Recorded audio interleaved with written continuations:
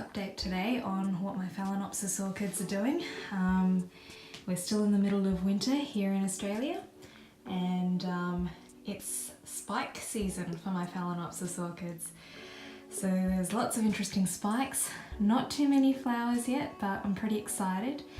I'm actually halfway through packing for my brother's wedding, which is tomorrow, and we're going up to the hinterland up near Sunshine Coast for it.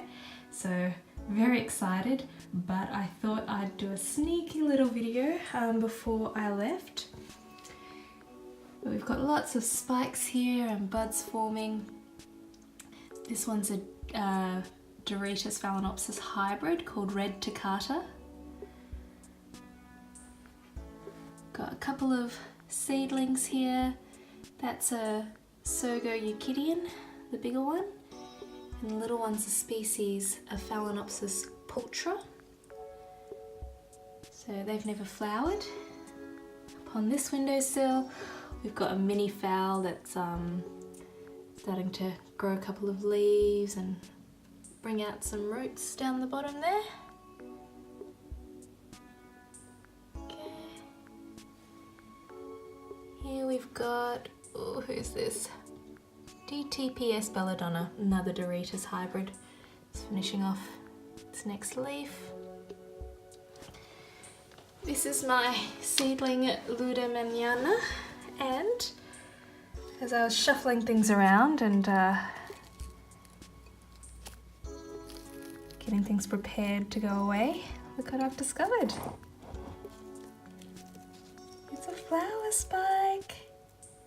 It's very first flower spike, and I am so excited. I've had this Luda Manana for, gosh, well over a year now.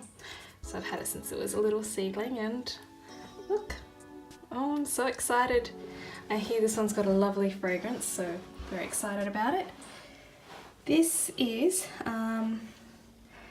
Phalaenopsis allura Victoria's Glory. So I did show you another Phal allura previously, which I'll show you again, but this one's another variant called Victoria's Glory, and it's meant to have nice yellow flowers, and it's also fragrant. It's got some good buds forming there. I reckon this one might be pretty close, maybe in a week or two, fingers crossed. And this side's developing nicely as well. This one's my anniversary orchid from last year, so my partner gave it to me on our anniversary in October, and it was in a terrible state when I repotted it, but it's spiking. Okay.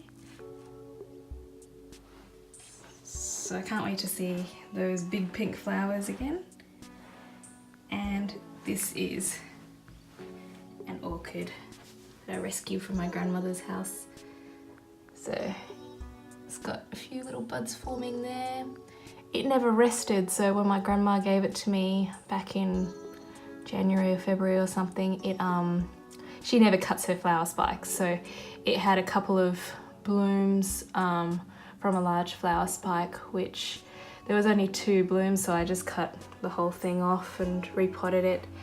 But yeah, it just started growing another flower spike almost straight away instead of growing some new leaves, and it lost a couple of leaves after I repotted it. But it's got lots of healthy roots. You can see down here, these are all new roots down here, and they're really fat, and I love it, love it. Okay, I'm gonna move up to these shells. This is a new orchid that my mum delivered to me last weekend, also from my grandma. So my grandma gave it to her to give to me about a month ago. And mum said she accidentally killed all the flowers, but I really think they probably had just expired naturally. And now it's bringing out this leaf. No idea what the flowers look like because I never saw them. This is my variegated Sogo Vivian, growing a new leaf there. So it's one of my very few in semi-hydro, along with the very first one I showed you today, the Red Toccata. Another little mini phal growing a leaf there. This is the other allura, and it's featured in a video previously, my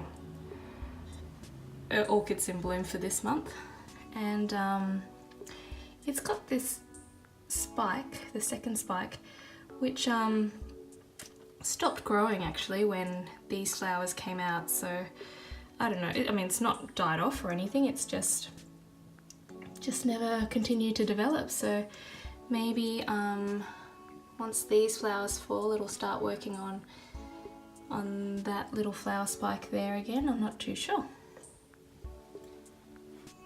And this one was also given to me around the time of that anniversary orchid back there, but it was a housewarming present. It's got yellow flowers, and it's just started to bring out this flower spike here.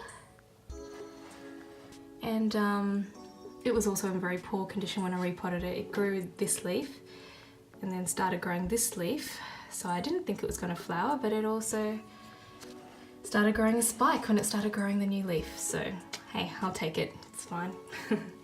All these roots down here are also new for this guy. Big chunky roots for him as well, so pretty happy about how he's going.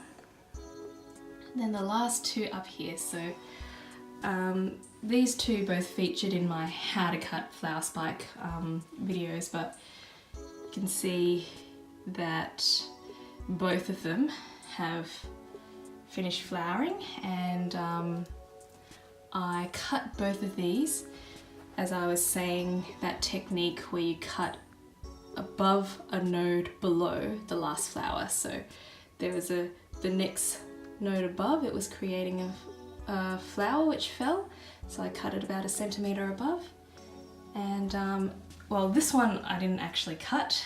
This before the last flowers fell, it just started growing new buds from the tip of the existing flower spikes, and it also created this one here.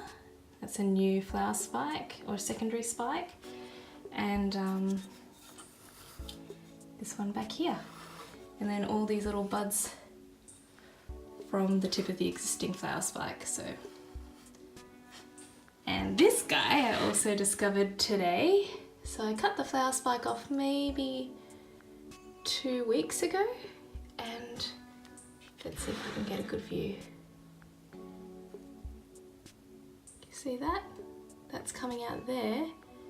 And not just that, but